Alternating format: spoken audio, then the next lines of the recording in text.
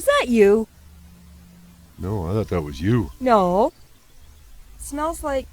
Rotten eggs? Yeah. Yeah, they probably overfilled our propane tank again. Yeah.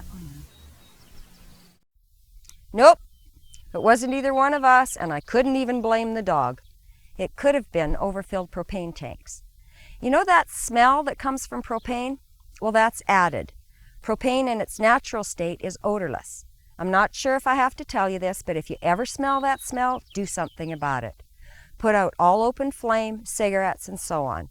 Shut the tanks off and get someone qualified to check it out. All bottles and tanks have to be certified, and it depends on where you live or where you go as to how often this has to be done. Keep your tanks certified. I know it's a nuisance and it can be expensive, but so are funerals. Remember, safety first. All propane tanks are not supposed to be filled over 80%, for a few reasons. First, it's the law. Second, it allows the gas to expand when the temperature changes. But here's one that you very seldom hear of.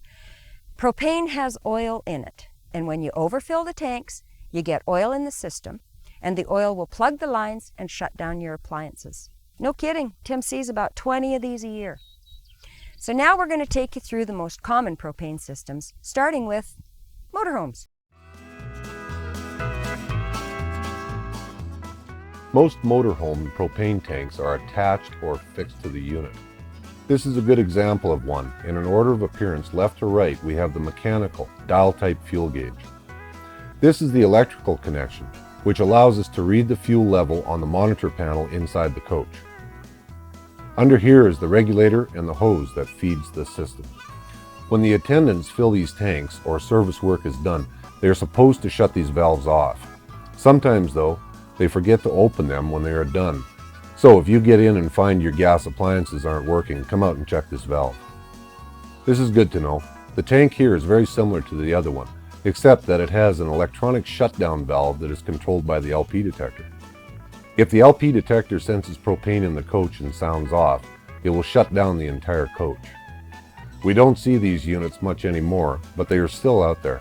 LP sensors are sensitive to hairsprays, certain cooking odors, pet hair, and so on. While we are on the subject, here are a few more LP detectors. If they start going off for no apparent reason, you should have a gas test done by a repair facility, and if necessary, have it changed.